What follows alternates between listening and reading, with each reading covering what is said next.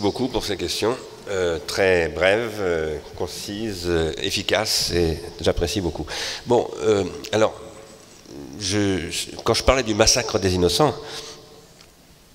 je parlais du fait qu'aujourd'hui, il y a toute ce que j'appelle une psychotechnologie, mise en œuvre par ce que j'appelle un psychopouvoir, dont la fonction essentielle qui le met en œuvre, ce psychopouvoir, s'appelle le marketing, qui utilise le pouvoir extraordinaire de ces écrans, que ce soit celui de la télévision, de l'ordinateur, etc., pour capter l'attention et en captant cette attention, détruire cette attention.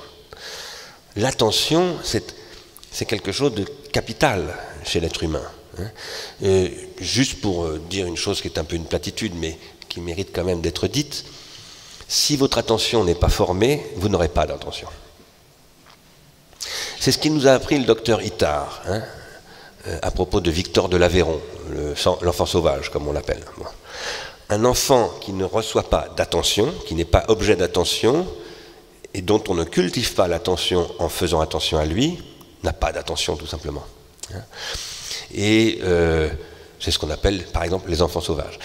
Et on sait que, Victor l'a montré d'ailleurs, l'expérience de Victor l'a montré, que passer un certain temps, c'est irréversible. Alors il y a toujours des possibilités de faire des choses, mais le docteur Itard par exemple s'est beaucoup occupé de Victor, qui a essayé vraiment de...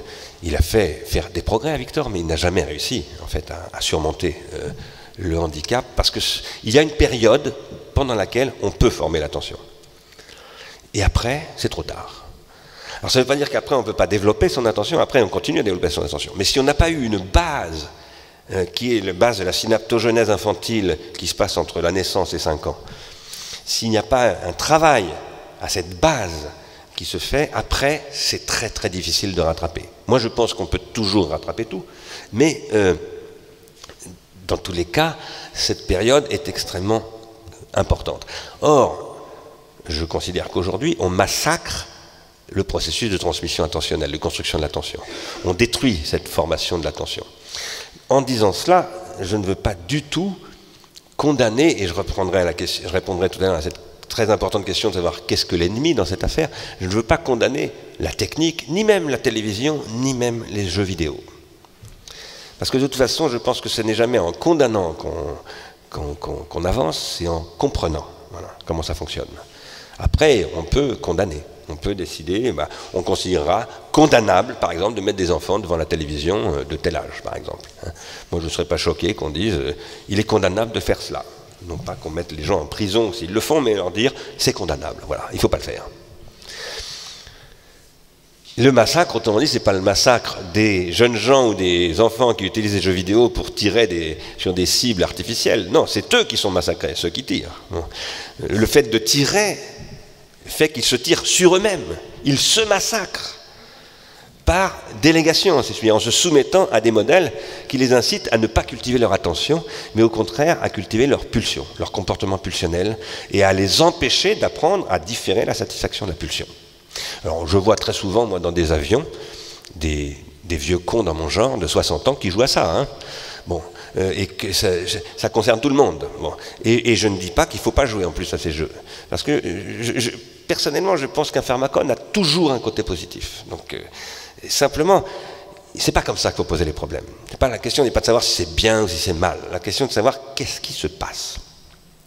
Alors justement, la question sur Michel Serres, que vous m'avez posée. C'est une très bonne question, je vous en remercie. J'ai été amené à discuter avec Michel Serres de son livre, Petite Poussette, dans le cadre de la revue Philosophie, qui est un magazine français, qui nous a invités tous les deux en me disant « Est-ce que vous voudriez bien discuter avec Michel Serres des technologies numériques ?» J'ai dit oui. Et puis j'ai reçu son livre au tout dernier moment, je n'ai pas eu le temps de le lire. Donc nous avons eu une discussion. La discussion ne s'est pas très très bien passée. Mais je n'avais pas encore lu le livre. J'avais à peine survolé, j'avais senti des choses qui ne me plaisaient pas beaucoup, mais je n'avais pas encore lu le livre. Puis après j'ai lu le livre. Et je suis en désaccord absolu avec ce livre. Je suis scandalisé par ce livre, qui est d'ailleurs un best-seller, évidemment. C'est une histoire de Père Noël. Le vieux Père Noël, Michel Serres, qui aurait pu se mettre une barbe blanche pour l'occasion, va vous raconter une belle histoire, qui est que oui, oui, le 25 décembre, tout va s'arranger, on va vous apporter des tablettes, on va vous apporter des... Et tout ira très bien, Madame la Marquise. Il sert la soupe au marché d'une manière honteuse. Et en s'appuyant sur des philosophes ou sur des références anthropologiques, le roi Gourand, par exemple, que je connais très bien, dont il édulcore totalement la portée. Pourquoi? Il dit une chose qui est vraie, que je dis moi-même depuis très longtemps, moi-même j'ai travaillé avec l'équipe de Le Roi Gourand, et ce que je disais d'ailleurs tout à l'heure, le savoir, ça s'extériorise. Et l'hominisation, c'est avant tout un processus d'extériorisation. Alors qu'est-ce qu'il dit? C'est très bien d'extérioriser le savoir dans les machines comme ça, parce que ça permet de lui faire de la place pour se mettre à penser autrement. Alors d'abord, d'un point de vue neurologique, c'est complètement débile, parce que c'est pas en faisant de la place qu'on refait autrement, c'est en recombinant des choses qu'on a intégrées. Et deuxièmement, ce qu'il oublie de dire, c'est que le roi Gourand explique que l'extériorisation, c'est très bien, mais que ça conduira à une catastrophe si ça ne passe pas par une réintériorisation. Ça, c'est très bien décrit dans le deuxième tome du livre qui s'appelle « Le geste et la parole ». Donc c'est une escroquerie, ce livre, Petite Poussette. Il prétend nous parler du point de vue d'un anthropologue qui est le roi Gourand, sauf qu'il oublie de dire ce que dit le roi Gourand. Le roi Gourand commence par dire « l'extériorisation, c'est la condition », mais c'est la condition de l'hominisation, mais pour que l'homme puisse rester humain, il faut qu'il intériorise. Et donc la question, c'est fondamentalement de réintérioriser les circuits sociaux du savoir dans son cerveau, c'est-à-dire d'être éduqué, c'est-à-dire de former son attention, etc. etc. Alors l'ennemi, je vais très vite bien entendu, mais il me reste 3 minutes. L'ennemi, j'ai écrit un texte j'ai répondu à un entretien dans la revue Esprit du mois de janvier dernier, où je m'explique avec Michel Serres. Donc si ça vous intéresse, si vous avez le temps, je me permets de vous renvoyer à cet entretien de la revue Esprit. C'était dans le numéro qui était consacré à l'attention, justement. À propos de l'ennemi, quel est l'ennemi? L'ennemi, d'abord, c'est nous. C'est en nous qu'est l'ennemi. Parce que nous sommes régressifs. Regardez par exemple, j'essaye de montrer à mes enfants, je suis un vieux papa qui a de jeunes enfants. J'ai un petit garçon de 7 ans et une fille de 15 ans, c'est son anniversaire aujourd'hui. Bon anniversaire Elsa. J'essaye de leur faire regarder de bons vieux films. Donc je leur ai fait regarder, par exemple, comment s'appelle un film de Marcel Carné qui se passe là où Bizarre, vous avez dit Bizarre, comment s'appelle le titre? L'Hôtel du Nord, non? Pardon? Non, c'est pas Les Enfants du Paradis. L'Hôtel du Nord? Non, Jouvet, le truc. C'est Jouvet et Michel Simon. Ah, ça se passe en Angleterre. J'arrive. Bizarre. Pardon? Non. Drôle de drame. Voilà, merci. Drôle de drame. Dans Drôle de drame, ça commence par un évêque qui fait un sermon. Contre les médias. Il ne s'en prend pas à la télévision, il ne s'en prend pas aux jeux vidéo, il s'en prend au roman policier qu'écrit d'ailleurs son cousin, ce qu'il ne sait pas. Il condamne ce roman policier qui incite au crime, etc. Et qu'est-ce qu'on apprend ensuite? Lui-même, il va voir des filles au cabaret, etc. Il est un petit Strauss-Kahn, si vous voulez. Nous sommes tous des petits Strauss-Kahn. C'est pour ça que le problème n'est pas de condamner M. Strauss-Kahn. Peut-être qu'il faut le condamner à un moment donné, mais il faut commencer par essayer de comprendre, non pas ni de le condamner ni de le juger, mais de comprendre en quoi est-ce qu'il nous dit quelque chose sur nous-mêmes. Ce que nous devons combattre, c'est d'abord nous-mêmes. Nous n'arrêtons pas de nous en prendre aux autres, à plein de choses, et en fait nous ne voyons pas, comme dit Jésus-Christ, je ne suis pas chrétien, je vous le redis, commence par voir la poutre que tu as dans l'œil avant de critiquer la paille dans l'œil du voisin. Mais ça ne suffit pas de s'en prendre à nous-mêmes, parce que nous-mêmes, nous ne sommes ce que nous sommes qu'en société. Et donc nous, c'est-à-dire c'est pas moi simplement, c'est nous tous, le nous que nous formons. Comment fait-il un nous?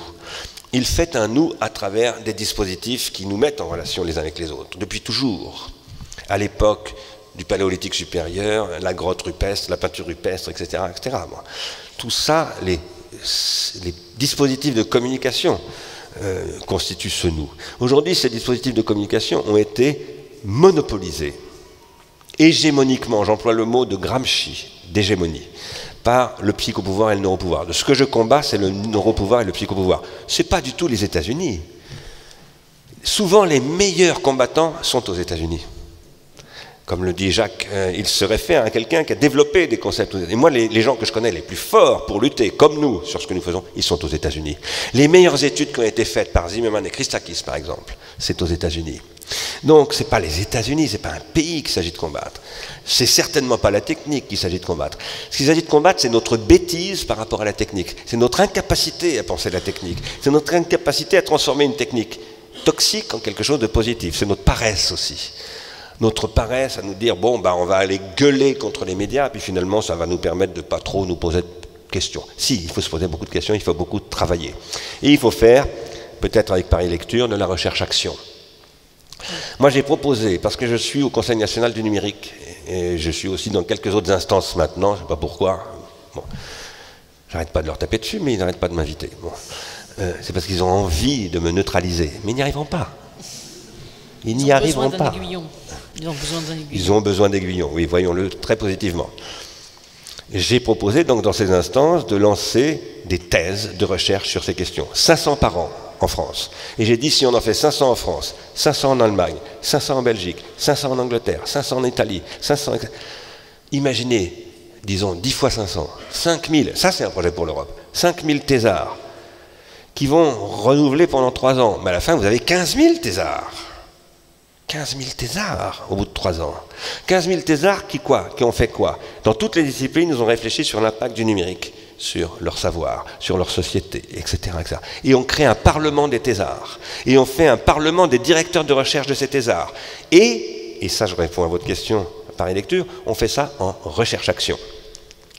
C'est-à-dire qu'on travaille avec Azel Rideau, par exemple. On va travailler sur des territoires. La recherche-action, c'est un concept qui a été inventé aux États-Unis par un Autrichien qui s'appelait... Je commence à perdre la boule, donc j'ai plus de mémoire. Je suis naze.